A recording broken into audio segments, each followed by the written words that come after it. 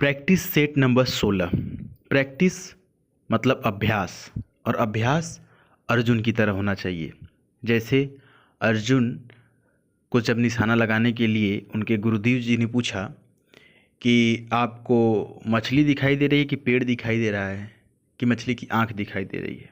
अर्जुन ने कहा कि गुरुजी हमें कुछ भी नहीं दिखाई दे रहा है सिवाय मछली के आंख के। मतलब लक्ष्य आपका होना चाहिए एकदम सटीक, और वो कब होगा? जब आप भरपूर प्रैक्टिस करेंगे। And practice should be perfect.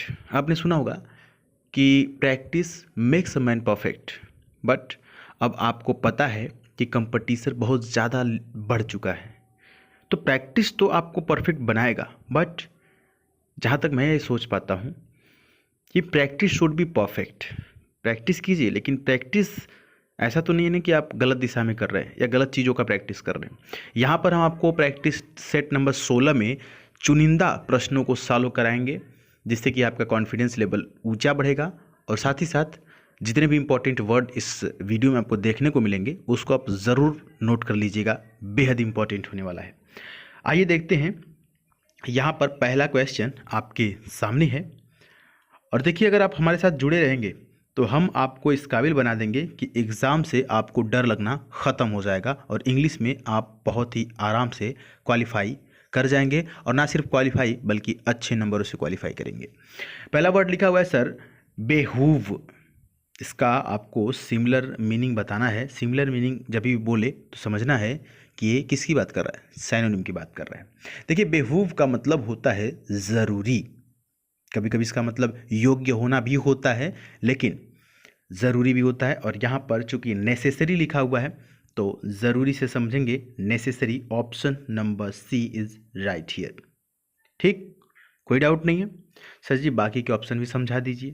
बाकी के ऑप्शन बहुत इजी हैं। बिहाइंड मतलब पीछे, बेट का मतलब शर्त लगाना होता है, ठीक है। ऑप्शनल का मतलब वैकल्पिक, ठीक है। समझ में आया? जितने जितने आपको शानदार वर्ड मिलेंगे, जो नए मिलेंगे, आप उनको नोट कर लीजिएगा। एटलीस्ट एक बार तो नोट कर ही सकते हैं ना। भले आप उसको दोबारा खोल करके ना देखें, भले आप दोबारा ना पढ़ें, लेकिन एक बार जब नोट करेंगे, थोड़ा सा प्रैक्टिकली कुछ करेंगे ना कोई, तो फिर आपको चीज़ें याद हो जाएंगी। अगला सर है, इसका भी सिमिलर बताना है। ओडियस लिखा हुआ है। ओडियस का मतलब होता है घिनौना। घिनौना समझ रहे हैं ना, नागवार जिसको घिनौना बोलते हैं। घिन आती है जिससे हेट करते हो आप, हेटफुल हो जाएगा ऑप्शन नंबर ए, ठीक है। हेट का एग्जैक्ट मीनिंग होता है नफरत करना, और यहाँ पर हेटफुल यहाँ पर मतलब है नागवार से, घिनौना से। तो ऑप्शन नंबर ए सही हो जाएगा।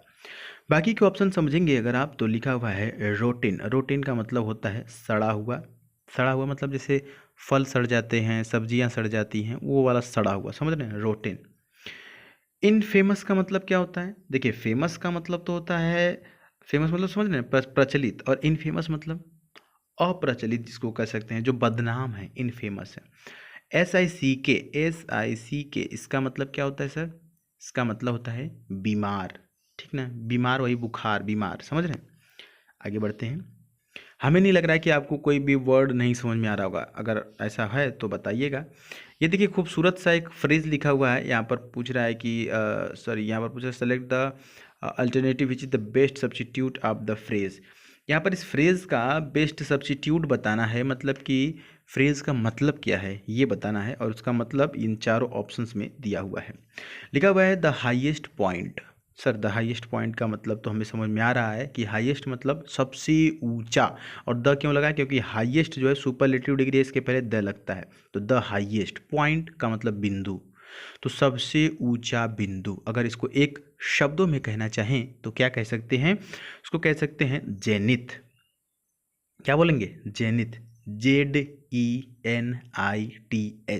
सर जेनिथ का मतलब होता है सबसे ऊंचा वाला बिंदु। आपने सुना होगा ना, आपके शहर में जेनिथ एकेडमी होगा, या जेनिथ कोचिंग सेंटर होगा, या जेनिथ कॉलेज होगा, या जेनिथ हॉस्पिटल होगा। मतलब जेनिथ के नाम से बहुत सारी चीज़ें लोग रखते हैं, अपने कोचिंग इंस्टीट्यूट का नाम रखते हैं, और वो सोचते हैं, वो इसलिए ये सोच रख के रखते हैं कि जो मेरा कोचिंग है वो सबसे ऊंचा होगा, दैट मीन्स जेनिथ एकेडमी। तो जेनिथ मतलब क्या होता है? The highest point. बाकी के ऑप्शन समझ लीजिए, बेहतरीन बेहतरीन यहाँ पर शब्द लिखे गए हैं, ठीक ना, समझ लीजिए इसको। लिखा हुआ है टेम्पस्ट। टेम्पस्ट का मतलब तूफान या कि फिर आंधी। आउटपोस्ट लिखा है, इसका भी मतलब समझ लीजिए। देखिए आउटपोस्ट का मतलब होता है चौकी। चौकी मतलब नहीं समझ में आया? अरे वो चौकी नहीं जिस पे सोते हैं, वो वाली चौकी। जो आपने सुना होगा कि एक होता है पुलिस स्टेशन और एक होता है चौकी, मतलब बाहरी पोस्ट। आउट पोस्ट का मतलब बाहरी पोस्ट, पोस्ट का मतलब चौकी, समझ रहे हैं ना? चौकी जो होता है एक पुलिस स्टेशन होता है, एक चौकी, उसको बोलते हैं आउट पोस्ट। अगला है आर्कीव। आर्काइव इसको पढ़ते हैं। आर्काइव का मतलब होता है पूरा लेख या कि फिर संग्रह। ठीक है, बात समझ में आ गई ना? आगे बढ़ लेते हैं। आगे बढ़ेंगे, बहुत ही बेहतरीन। यहाँ पर क्या है? Best substitute of the phrase. यहाँ पर भी बेस्ट सब्स्टिट्यूट बताना, यानी वन वर्ड सब्स्टिट्यूशन से क्वेश्चन है।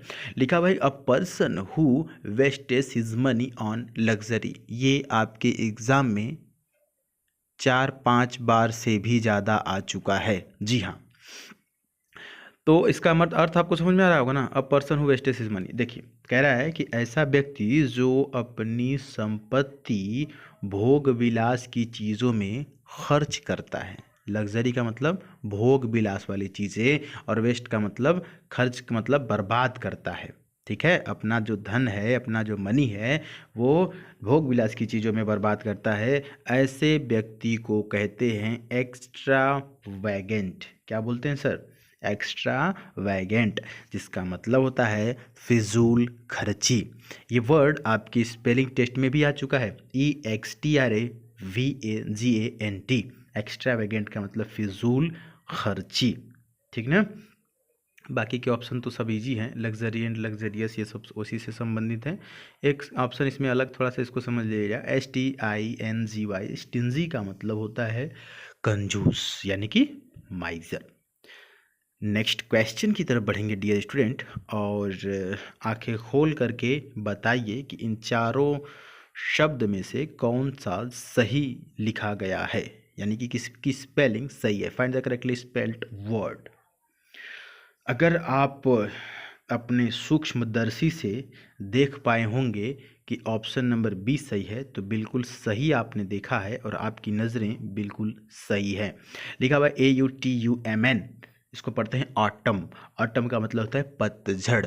एक मौसम आता है ना पतझड़, जिसमें पौधे अपने पुराने पत्तियों को छोड़ देते हैं और नई पत्तियां धीरे धीरे आने लगती है, उस मौसम को बोलते हैं ऑटम।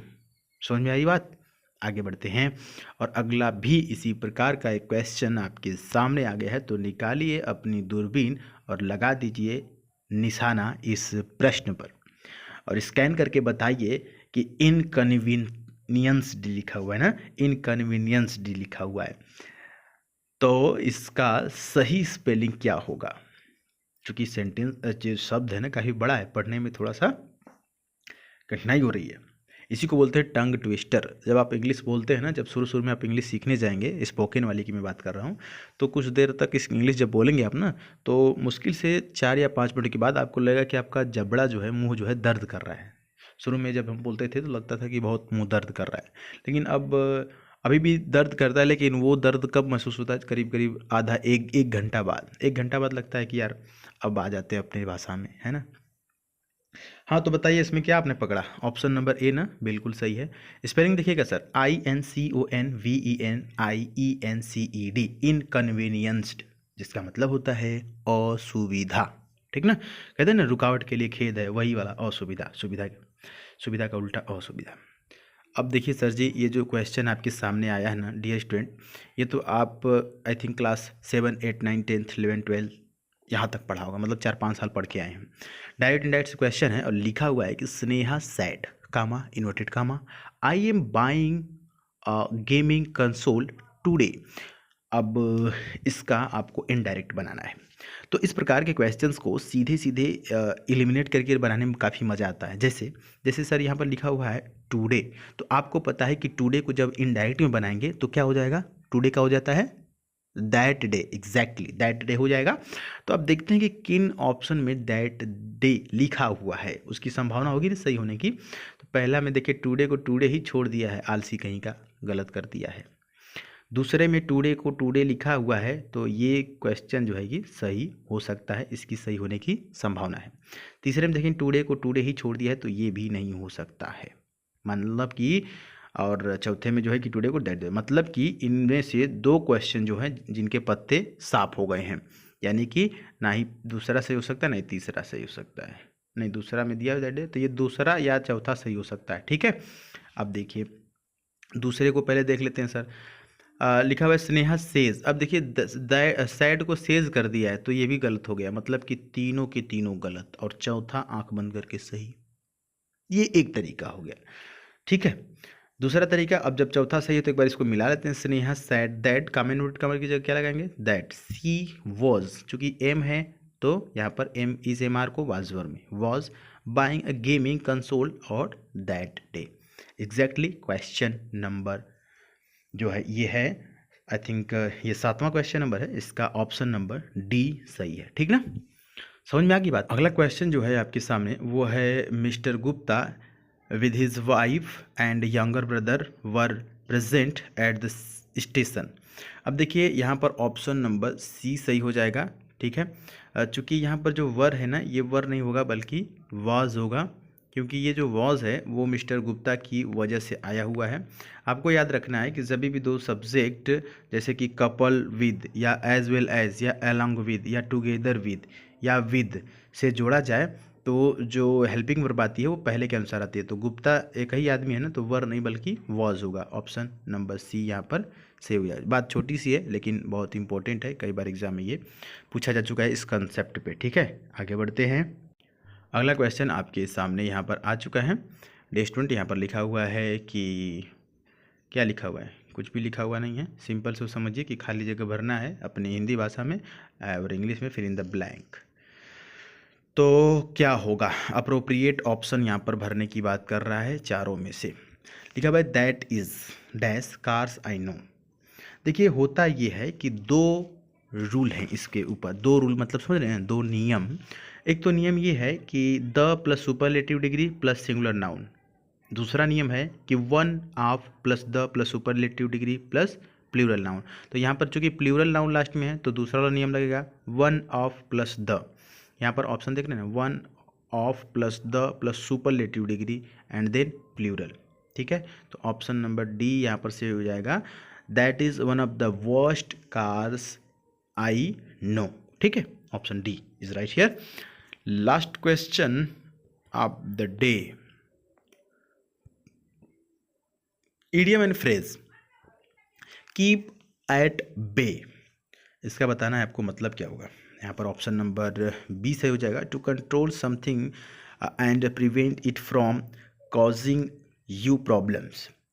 अब देखिए इसका जो सिंपली सी मतलब है ये समझ लेना है कि कुछ गंभीर को नियंत्रित करने के लिए आपको समस्याओं से बचाने के लिए, जैसे समझ रहे हैं ना, कोई भी गंभीर चीज़ है उसको नियंत्रित करने के लिए आपको समस्याओं से बचाना। कीप एट बे, एक एग्जाम्पल समझेंगे, doctor recommended vitamin C for keeping cold at bay. ठीक ना, तो आज के लिए इतने इम्पोर्टेंट आपके लिए जो है ये क्वेश्चन हमने प्रैक्टिस कराया। उम्मीद है कि आपको 10 के 10 क्वेश्चन समझ में आए होंगे। और साथ ही साथ अगर आप वाई ग्रुप की भी तैयारी करते हैं तो आप हमारे सेकंड चैनल को ज़रूर सब्सक्राइब करें, सुधीर पांडे व्लॉग्स नाम है, इसको सब्सक्राइब करके इसका नोटिफिकेशन बेल ऑन करें, क्योंकि यहाँ पर पिछले 6 महीने का जो करंट अफेयर है वो हमने 7 वीडियो में समाहित कर दिया है। और आपकी ये सामने 7 वीडियो हैं, इनको देखिए और इनको समझिए। और इस चैनल पे हम व्यक्तिगत चीज़ें मतलब कि अपना व्लॉग्स वगैरह आगे डालते रहेंगे, जैसे पिछले 1-2 महीने में हम डाल रहे थे अपनी वीडियोस अपने बारे में, जहाँ जहाँ घूमते हैं सारी चीज़ें। तो आप यहाँ पर ज़रूर जुड़िए और अपनी राय कमेंट बॉक्स में लिखिए। और हाँ, आप वाई ग्रुप वाले जो बच्चे हैं वो रागा की प्रैक्टिस के लिए कह रहे थे, उसके बारे में भी हम तैयारी कर रहे हैं। कुछ ही दिनों में आपको रागा की प्रैक्टिस भी कराई जाएगी। मिलेंगे अगली वीडियो में डियर स्टूडेंट, तब तक के लिए जय हिंद, वंदे मातरम।